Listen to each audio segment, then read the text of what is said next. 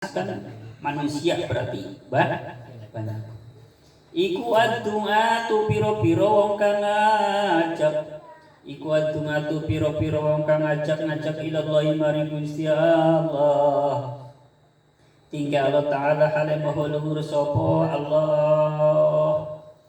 Apa tahmilate Allah oleh mertelaake mari kekhususane sebagian menungsa kang podo dakwah, kang podo ngajak mari Gusti Allah.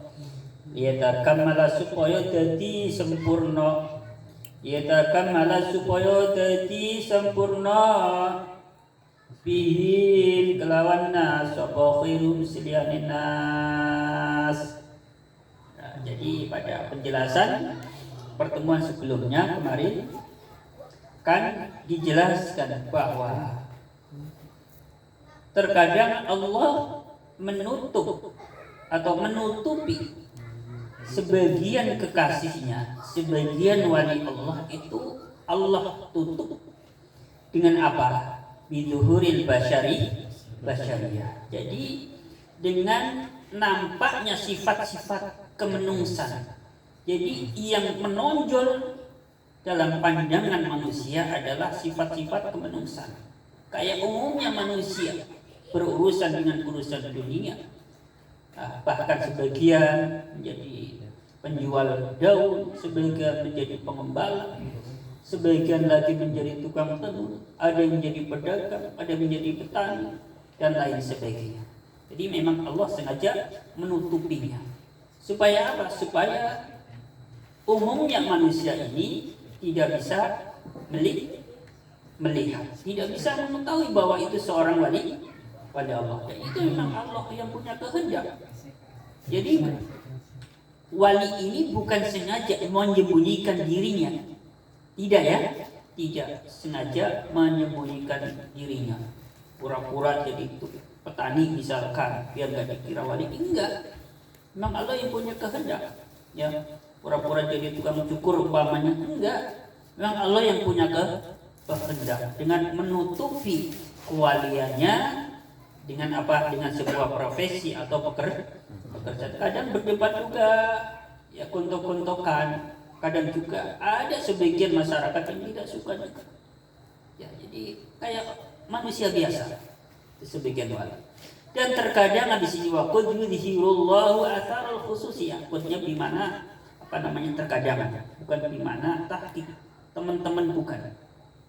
Dan terkadang Allah memperlihatkan kekhususan yang ada. Lafal athar kalau kita buka di kamus maknanya bekas, min atharil sujud, dari bekasnya sujud. Tapi di sini tidak saya artikan bekas karena kurang bisa dipahami. Tapi saya di sini saya terjemahkan. Dan terkadang Allah memperlihatkan, lafal yudhir saya terjemahkan menjadi memperlihatkan kekhususan yang ada pada diri sebagian manusia. Kadang Allah perlihatkan, ya, kekhususan yang ada pada diri manusia sengaja Allah tampakkan kepada manusia lainnya. Dan mereka itu adalah para pendakwah. Jadi sebagian wali Allah itu yang memang sengaja Allah tampakkan, Allah munculkan di dalam permukaan, di atas muka bumi ini menjadi orang yang terkenal sebagai pendakwah. Yang itu Allah sengaja, Allah yang sengaja. Jadi wali ini tidak membuat satu settingan biar terkenal juga enggak. Jadi dia terkenal dengan alami, memang kehendak Allah. Supaya apa? Allah memperlihatkan keistimewaan wali ini di hadapan para manusia. Tentu supaya mendukung dakwahnya. Orang lain yang melihatnya jadi mantap, sempurna. Ya pendakwah sebagai seorang wali, dia pendakwah sebagai orang yang betul-betul fokus konsen dalam urusan keagamaan. Enggak pernah cawe-cawe urusan politik, enggak pernah cawe-cawe urusan dunia. Benar-benar fokus dalam dakwah. Hari ke hari, dari jam ke jam ibadah, urusan dengan keagamaan. hampir nggak pernah bersentuhan dengan urusan dunia, apalagi urusan politik. Sebagian ada memang wali Allah yang modelnya kayak gini. Makanya saya mengatakan bahwa wali Allah itu ada yang mastur. Mastur itu tertutup.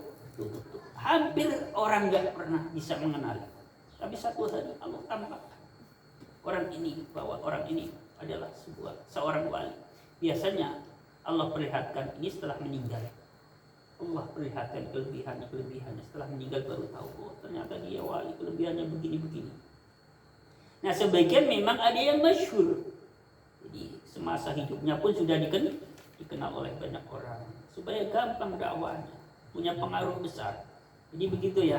Jadi makanya Kiai Romdiri juga pernah bilang, Kiai juga ada yang mastur, Kiai tertutup, ya, nggak terkenal. Yang kenal cuma muridnya, ya kan ada.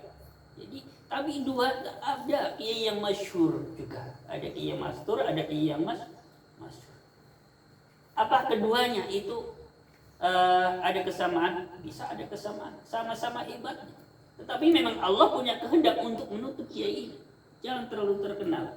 Dan Allah punya kehendak bahwa ini harus terkenal supaya dakwahnya lebih mudah. Semua itu kehendak Allah. Maka saya itu kalau di grup WA ini grup WA alumni, biasanya mereka itu biasanya pada mengupload tentang kiai-kiai hebat, orang-orang hebat, pendakwah hebat. Saya hampir nggak pernah komen. Justru saya kalau mengupload itu saya mengangkat bagaimana supaya santri teman-teman saya, bahkan senior-senior saya, junior saya itu biar tahu bahwa kiai kita ini orang hebat. Saya menceritakan itu, tapi saya nggak menyinggung tentang mereka yang mengangkat orang-orang lain. Jadi saya lebih fokus kepada mengangkat kiai saya. Gitu ya. Jadi apa? Saya berpikir begini, kalau orang istilahnya terlalu membanggakan orang yang enggak kenal, itu bisa jadi ada kepentingan nafsu, mau dompleng. Tapi kalau saya membanggakan guru saya enggak terkenal, bisa jadi adalah karena atas dasar mahabbah. Guru saya enggak terkenal, tapi saya bangga. Kenapa? Beliaulah yang mendidik saya bertahun-tahun, puluhan tahun saya tahu kehidupan sehari-hari begitu. Jadi cara saya berpikir, ya. Makanya saya pernah kok di hadapan Ki Haji Muhammad itu pernah ditanya, "Mar, apa sampeyan sok dengerin ceramah Gus Bahar? Nggih singin Abah, tapi sedih boten." Loh kok? Rasanya Abah Muhammad Nur itu orangnya santai. Kok bisa? Abah, kula melihatnya Gus Bahar itu orang kecerdasannya di luar biasa, di atas rata-rata. Di dalam ilmu fikih beliau seakan sudah bisa beristihad sendiri. Sementara kalau santri biasa yang sangat standar, beliau nggak sanggup mengikuti jalan pikirannya. Coba, saya bisa ngomong kayak gini ngarep kiai. Ya paling ya, di biasa kalau ngikutin, walaupun kadang nggak ngikutin. Jadi artinya saya punya prinsip sendiri. Ya saya punya prinsip. Kalau di dalam fikih tetap kula mengikuti fikih salafi atau fikih tradisional. Jadi fikih zaman terdahulu. Jadi kadang saya memang ada di bidang fikih saya agak nggak mengikuti kepada beliau. Tetapi harus gentle sebagai sebagai santri. Harus berani mengakui kehebatan seorang alim. Dia hebat, tetapi saya tidak bisa mengikuti. Karena apa? Ngerasa bukan levelnya. Paham? Ya paham sama aja. Mas Tano harus paham. Ya, Mas Tano harus paham. Ya, jadi begitu ya. Jadi harus begitu. Saya lanjut. Jadi ulama ada yang mastur, ada yang masyhur. Wali Allah juga begitu. Bismillahirrahmanirrahim. Wa dhahara lan pertelo. Bismillahirrahmanirrahim. Wa dhahara lan mertela ade sapa man subhana man satar. Man ini isi mausul. Isi mausul itu maknanya berubah-ubah sesuai dengan siapnya kalam, sesuai dengan susunan kalimat. Nah, berhubung man di depan kemarin itu ada kalimat subhanan, maka man di sini bermakna Allah. Man isi mausul, ma juga isi mausul. Tapi kalau man ini dikhususkan untuk yang akil, yang berakal. Misalkan man bermakna Allah, man bermakna malaikat, man bermakna manusia, man bermakna jin. Nah, pokoknya yang berakal. Tapi kalau ma ini isi mausul untuk yang ghairu akil, untuk yang tidak berakal. Ma bermakna mobil, ma bermakna pohon pisang, ma bermakna tempat duduk. Nah, itu namanya ghairu akil. Gitu ya. Nih, orang ngaji aku juga harus paham kayak gini. Jadi jangan cuma man isi mausul tapi enggak tahu. Ma diarti barang apa sih? Itu harus tahu. Wa dhahara lan mertelakake sapa man mertelake lil ibadi kanggone pira-pira kawula. Wa dhahara lan mertelake sapa man mertelake lil ibadi kanggone pira-pira kawula. Bismillahirrahmanirrahim. Bismillahirrahmanirrahim. Bismillahirrahmanirrahim. Oleh mertelake kuwi bi'aizomatir rububiyati kelawan sifat kepengeranan kang agung. Jadi mudhofnya lafaz azamah ini namanya mudhofnya sifat terhadap mausuf. Guys. Pokoknya kayak gitulah ya. Ya kayak gitu. Bi'azamatir rububiyah, makanya saya menerjemahkan bi'azamatir rububiyah kelawan sifat kepengeranan. Rububiyah dulu yang saya terjemahkan. Kelawan sifat kepengeranan kang agung. Jadi kalimat tadi kan dibalik jatuhnya oleh memaknai. Ini ada rumusannya, kembalikan lagi kepada ilmu alat. Jadi enggak sembarangan. Ai bi rububiyatihi tegese kelawan sifat kepengeranan man. Mannya man atas tuh subhana man satara sirrul khususiyah. Jadi jangan sampai salah, mannya ini di mana man menungsa, jangan. Sifat rububiyati al-azimati kang agung. Bismillahirrahmanirrahim. Nanti oleh mertelake maring piro-piro kawulane kelawan sifat kepengeranan kang agung fi izhari asaril ubudiyati ing dalam mertelake piro-piro labete sifat kemenungson fi izhari asaril ubudiyati ing dalam ngelahirake piro-piro sifat piro-piro labete sifat kemenungson alaihim ingatase nas Bismillahirrahmanirrahim.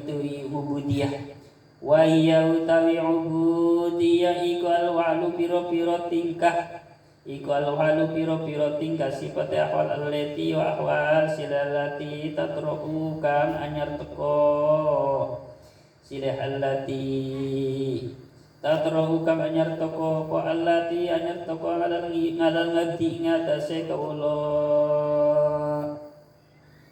fatak tadi mongko nekaake menjadikan fatak tadi mongko nekaake opo ahwal nekaake iftiqarahu ing putuhe ngabut. Bismillahirrahmanirrahim. Iftikor butuh irobbi maring pangeran. Bismillahirrahmanirrahim. Contohnya perkara kang anyar teko kalmaru tiga jenis meriam wal fakrilan kefakiran. Dan terkadang Allah memperlihatkan apa namanya, dan Allah terkadang memperlihatkan sifat-sifat penghambaan seorang hamba. Jadi Allah sengaja memperlihatkan sifat-sifat penghambaan seorang hamba. Dengan apa Allah memperlihatkannya? Tentu dengan sifat-sifat ketuhanan yang maha agung. Jelas? Terkadang Allah memperlihatkan sifat-sifat penghambaan seorang hamba dengan sifat-sifat ketuhanan Allah yang maha agung. Nah, apa itu bentuk penghambaan seorang hamba? Al-ahwalul lati tatru'al abdi. Ya, sifat penghambaan seorang hamba adalah beberapa keadaan yang keadaan itu kadang datang, kadang pergi pada seorang hamba. Maka keadaan yang terkadang pergi, kadang datang pada seorang hamba itu akan menjadikan seorang hamba itu memiliki rasa butuh kepada Tuhan. Contohnya apa sih? Hal-hal yang kadang datang, kadang pergi pada seorang hamba, yang itu akan menjadikan seorang hamba akan memiliki rasa butuh kepada Tuhannya. Sakit. Sakit kan itu kadang datang, kadang pergi. Hari ini kita sehat, bisa jadi besok sakit. Hari ini yang sedang sakit, bisa jadi besok bisa sehat. Ini namanya suatu keadaan yang terkadang datang, terkadang pergi. Nah, keadaan yang semacam ini bisa menjadikan seorang hamba memiliki rasa butuh terhadap Tuhannya Allah Subhanahu wa Ta'ala. Orang lagi sakit, butuh kepada Allah, berdoa kepada Allah, minta doakan kepada saudara supaya sembuh. Ini berarti dalam hatinya ada rasa butuh kepada Tuhan. Jadi sengaja Allah jadikan dia sakit supaya apa? Supaya orang ini memiliki rasa butuh. Sebelumnya emang nggak ada, mungkin ada tapi kurang. Allah ingin menambahkan lagi kepada orang ini supaya rasa butuhnya kepada Allah Subhanahu wa Ta'ala bertambah. Jadi semakin bertambah rasa butuhnya kepada Allah, maka sifatul ubudiyah, sifat-sifat seorang hamba ini makin terasa, makin terlihat bahwa itulah seorang hamba harusnya begitu, rasa butuh kepada Tuhannya. Jelas ya? Ada kalanya dengan kefikiran. Kefikiran juga satu keadaan yang bisa datang, bisa pergi. Hari ini kaya, bisa jadi besok miskin. Atau sebaliknya, hari ini miskin, besok jadi kaya. Hari ini rezeki lancar, bisa jadi besok seret. Hari ini seret, bisa jadi besok rezeki lancar. Ini kan suatu keadaan yang bisa datang, bisa pergi, yang semua ini bisa menjadikan seorang hamba rasa butuh kepada Tuhannya. Ini skenario Allah supaya orang menjadi tunduk dan patuh kepada Tuhan yang kasih sakit, dikasih kurang duit. Jadi kurang duit kadang-kadang bisa menyebabkan seseorang yang tadinya agak keras, agak sedikit sombong, jadi sedikit tawadu. Mau nggak mau dengan segala beratnya perasaan untuk nambung, tolong mas aku pinjemin, berat banget ngomong. Tapi karena butuh. Nah itu, jadi itu salah satu cara Allah ya, ketika menginginkan hambanya supaya lebih rendah hati lagi, kayak gitu, kasih sakit, kasih rasa butuh kepada sesama, begitu ya. Kalau kita paham ini, insya Allah nggak begitu terasa berat apapun keadaan yang sedang kita hadapi. Jadi kita sakit, kita kurang duit, Gusti Allah sedang berkehendak kayak gini sama aku, itu udahlah. Nah, ini kehendak Allah. Ini buat kebaikan aku kok, bukan untuk kebaikan siapa-siapa. Jadi kita melihat keadaan baik itu tidak sekedar kita melihat dari sisi keuangan saja, kesehatan saja, tidak. Ya, sisi hati kita. Lanjut.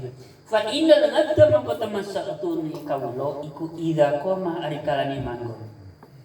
Fa innal abda maqata masatuni piro-piro ngabda ya kawlo. Fa innal abda maqata masatuni kawlo iku idza qoma arikalani manggon bi kelawan nabut apa halun keadaan mintil kal ahwali sanging piro-piro keadaan, saking mengkono-mengkono piro-piro keadaan atau tingkah. Biasanya kiai, para ustaz di pesantren biasanya oleh ngarteni tingkah. Tapi karena saya di sini udah nyampur dengan bahasa Indonesia, ya maka kadang-kadang saya artikan tingkah, kadang-kadang saya artikan keadaan. Bismillahirrahmanirrahim. Bismillahirrahmanirrahim. Surat iltaja'a mongko ngungsi sapa abad. Iltaja'a mongko ngungsi sapa ngabad, ngungsi ila rabbi mari pangeran. Bismillahirrahmanirrahim. Nang di kawula oleh ngungsi maring pangeran fi izalati ing dalam ilangi, fi izalatihi ing dalam ilangi hal kemau, fi izalatihi ing dalam ilangi hal. Karena sesungguhnya seorang hamba itu ketika sedang berada, ini koma saya. Koma kan kalau dikatakan kan artinya berdiri. Ya di sini saya tidak terjemahkan berdiri. Idza qama bi halin min tilkal ahwali, ketika seorang hamba sedang berada dalam satu keadaan dari beberapa keadaan di depan itu sakit, bangkrut, kurang apalah, kurang nyaman, sedang dicuekin sama bos, sedang apalah nggak nyaman, itu namanya min tilkal ahwal, dari beberapa keadaan. Maka akan membuat seorang hamba itu akan mengungsi kepada Tuhannya, akan melarikan diri kepada Tuhan, artinya mendekatkan diri kok, artinya akan mendekatkan diri kepada Tuhan. Dalam hal apa? Dalam hal menghilangkan satu keadaan dari beberapa keadaan yang membuatnya tidak nyaman, sakit, akan mendekatkan diri kepada Allah supaya sakitnya dihilangkan oleh Allah. Donga. Sedang miskin, sedang sulit, dalam keadaan sulit apa, masalah apa, juga akan mengungsi kepada Allah, mengungsi kepada Tuhannya, mendekatkan diri kepada Allah. Untuk apa? Untuk meminta supaya keadaan yang tidak menyenangkan itu segera dihilangkan. Nah, keadaan semacam ini bisa namanya memperlihatkan sifat penghambaan seorang hamba semakin terlihat, semakin terasa, semakin mengakui bahwa dia seorang hamba Tuhan. Dan Allah pun melihatnya begitu. Hamba ku tambah api. Kemarin kurang ngaku karo aku. Segi tambah ngaku gara-gara diwai beri. Ya. Kemarin kurang mengakui aku, sekarang semakin mengakui aku gara-gara miskin, begitu. Ya, ini namanya Allah memperlihatkan sifat penghambaan seorang hamba dengan apa? Dengan sifat ketuhanan yang maha. Aku punya kuasa kok. Kamu saya giniin gak bisa apa-apa loh. Cara kasarnya kan begitu. Jadi Allah sedang memperlihatkan kekuasaannya. Lanjut. Wa zuhara lan pertelo lahu katuing abad opo azamu rububiyati. Wa zuhara lan pertelo lahu kanggone ngabut opo ngazamu opo ngazamatu rububiyati. Sifat kepengeranane sebentar. Bismillahirrahmanirrahim. Wa zuhara lan dadi pertelo lahu kanggone ngabut opo ngazamatu rububiyati. Sifat kepengeranane Rob kang moho agung. Apa ngazamati rububiyati, sifat kepengeranane Rob kang moho agung. Tadi kan ada kalimat Rob itu di bawah. Ila Robbi, iltaja ila Robbi. Jadi rububiyatihi haknya itu kembalinya kepada lafal Rob. Bismillahirrahmanirrahim. Rububiyati tegese. Jadi lafal azamatu rububiyati di sini disyarahi dijelaskan.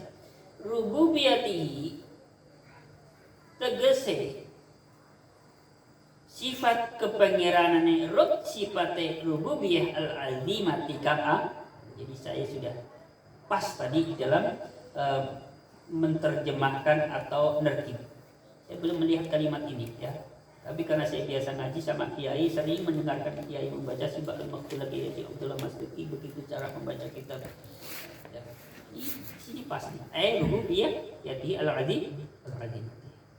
Anna lahu tegese temasatune iku kanggone ngabet Robban pangeran. Robban ana pangeran, sifate Robban malikan kang mengirani. mengirani lahu kanggone ngabut anna lahu tegese temestune iku kaduwe ngabut roban ute ono pangeran sifate roban malikan kang mengirani atau menguasai lahu kanggone ngabut sifate roban malikan yusilu kang bisa ngilangi yusilu kang bisa ilang.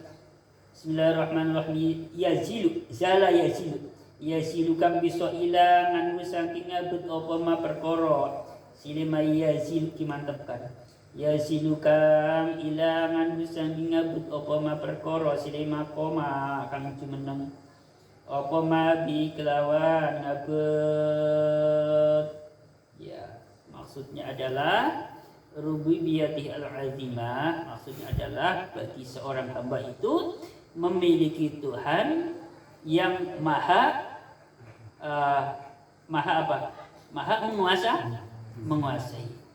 Maksudnya adalah bahwa seorang hamba itu memiliki Tuhan yang Tuhan itu maha menguasai yang tentu karena ia Tuhan yang maha menguasai tentu bisa menghilangkan yazilu anhu ma qama bihi, tentu bisa menghilangkan keadaan seorang hamba tersebut, bisa menghilangkan keadaan seorang hamba. Sakitnya bisa hilang sebab Gusti Allah Maha Kuasa.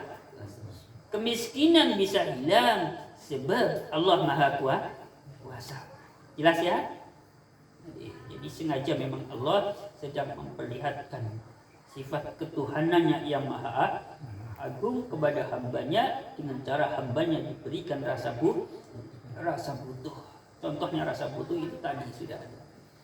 Jadi kalau kita memandang ini maka apapun keadaan yang tidak menyenangkan buat hati kita, buat pikiran kita, maka akan menjadi sedikit terasa lebih ringan karena kita tahu maksud Allah. Maksudnya Allah gawe kayak gini kon aku ngene to.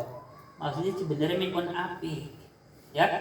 Tapi apik di sini tidak dari sisi lahiriah secara ekonomi itu tidak, tapi melihat sisi bagusnya itu adalah dari sisi ubudiyah mengkon jadi seorang hamba. Katanya kan biasanya ngaku-ngaku ya Abdullah hambanya Gusti Allah. Ya kon soal kesini ketika Allah menghendaki kita ini menjadi seorang hamba, caranya begitu harus terima. Makanya jangan dulu berani mengaku hamba Allah. Ya, tahun 10.000 catat Abdullah hamba Allah. Catat 1.000 sebut namanya, nggak gentle. Ya, mau sedikit mau banyak disebut aja Jamaluddin Bisri. Ya, sedikit banyak sama. Alasannya apa? Masih malu untuk mencatat bahwa saya ini hamba Allah, makhluk. Banyak kemarin ada kiai di tempatnya Mazin itu. Jadi ketika ada orang, saya setuju dengan beliau. Jangan sembarangan mengatakan al-fakir. Saya ini al-fakir. Memang al-fakir itu artinya orang yang sangat-sangat butuh rahmat Allah, butuh bantuan Allah, butuh ampunan Allah memang. Tapi harus tahu bahwa al-fakir itu bukan kalimat recehan, bukan kalimat yang murah. Karena apa? Al-fakir ini kebanyakan kalimat yang dikatakan oleh para ulama terdahulu yang mampu menulis banyak kitab. Jadi biasanya di awalan muqaddimahnya di penyusun kitab ada kalimat al-fakir ila rahmatillah. Al-fakir, al-hakir yang membutuhkan, yang hina, yang merasa hina maksudnya. Al-fakir yang merasa membutuhkan, al-hakir yang merasa hina, membutuhkan apa? Ila rahmatillah, rahmat Allah. Jadi kata beliau, saya setuju banget dengan pendapat beliau. Jangan sembarangan mengaku-ngaku al-fakir. Memang al-fakir tapi tidak perlu diucapkan. Karena kalimat itu adalah kalimat yang biasa diucapkan oleh ulama besar. Seolah-olah kita mendudukan bahwa diri kita ini setara dengan ulama besar. Hati-hati. Hanya orang-orang pintar yang bisa mengatakan begitu. Ya, kalau belum sampai ilmu tidak akan. Nah, itu jelas ya. Jadi saya kadang bisa membedakan orang ini orang pintar begitu dari cara beliau menyampaikan sesuatu. Berarti benar-benar sudah mumpuni ilmu. Saya pendapat baru ketemu sekali sudah sependapat ini. Lanjut. Sampai mana tadi? Bismillahirrahmanirrahim. Bismillahirrahmanirrahim. Walaula dzalika lan lamun ora izhar. Walaula dzalika lan lamun ora izhar lam ya'rifu mongko ora. Bismillahirrahmanirrahim. Lam ya'rifu mongko ora ngerti sapa ngabudhu ing Allah. Kalau saja Allah tidak memperlihatkan sifat-sifat ketuhanannya yang agung, maka seorang hamba tidak bisa mengetahui Tuhannya. Orang itu tidak akan bisa ma'rifat kepada Allah Subhanahu wa taala. Kalau Allah tidak berkehendak memperlihatkan sifat penghambaannya dia. Kalau Allah tidak memperlihatkan sifat-sifat ketuhanannya dia. Nah, jadi seorang hamba bisa ma'rifat kalau seorang hamba itu sudah diperlihatkan sifat-sifat penghambaannya seorang hamba, dan Allah sudah memperlihatkan sifat-sifat ketuhanannya yang maha, baru tahu, baru ma'rifat dia, ya. Jadi ma'rifat itu seperti itu. Jadi orang ma'rifat itu ya nggak harus kelihatan orang kayaknya udah waruh banget, nggak sampai segitunya ya. Cuman pandangan umum yang disebut al-arif billah itu yang udah nggak toleh-toleh, ya, hari ke hari cuma bekanannya tasbih, ngaji di hadapan para santri, ya. Nah, belum tentu yang namanya al-arif itu belum tentu harus seperti itu, ya. Jadi tukang bakso al-arif bisa jadi karena dia sudah mengetahui dirinya itu, merasa dirinya itu seorang hamba dan harus bagaimana ketika ditimpakan satu perkara harus bagaimana menyikapinya. Itu namanya al-arif. Tahu apa yang dikehendaki oleh Allah. Allah memperlakukan keadaan, membuat keadaan semacam ini, tahu maksudnya Allah begini. Allah menghendaki keadaan, suatu keadaan, tahu maksudnya Gusti Allah ini. Itu namanya al-arif. Ngerti kehendaki Gusti Allah, tahu apa yang Allah mau. Terus fa'adzamatur rububiyyati mongko utawi. Bismillahirrahmanirrahim. Fa'adzamatur rububiyyati mongko utawi sifat kepangeranan kang agung. Iku innama zaharat aing pasne pertelo apa azamatur rububiyyah. Pertelo lil ibadi. Kanggone pira-pira kawula. Lil ibadi kanggone pira-pira kawula min wara'i ijabil ubudiyyati. Saking buring-burine ijab yo iku sifat ngamibullah min baro ijabil ubudiyati, saking buring-burine ijab yo iku sifat ngamibullah hanya saja, ya. Bismillahirrahmanirrahim. Bismillahirrahmanirrahim. Hanya saja sifat-sifat ketuhanan yang maha agung itu akan terlihat bagi seorang hamba tentu setelah seorang hamba itu atau melalui sebuah proses yang namanya hijabil ubudiyyah. Jadi ada namanya hijab atau penghalang, yaitu berupa sifat penghambaan. Jadi bertahap. Bismillahirrahmanirrahim. Bismillahirrahmanirrahim. Jam berapa? 33 menit sudah. Sudah ya, sudah dulu ini masih sedikit lagi tapi besok saja. Insyaallah pada pertemuan mendatang ini apa namanya pengetahuan yang sangat-sangat penting banget ya, semua penting tapi kadang-kadang menurut saya ada yang perlu ditekankan ya. Karena biasanya saya wanti-wanti usahakan besok berangkat ini pertemuan mendatang ini berkaitan dengan masalah doa ya. Doa. Jadi kenapa ada seorang hamba yang merasa doanya tidak dijabah? Itu harusnya bagaimana menyikapinya dan apa permasalahannya ya, insyaallah ya. Pada pertemuan mendatang jadi pembahasan seputar bagaimana ketika ada seorang hamba merasa doanya tidak dijabah.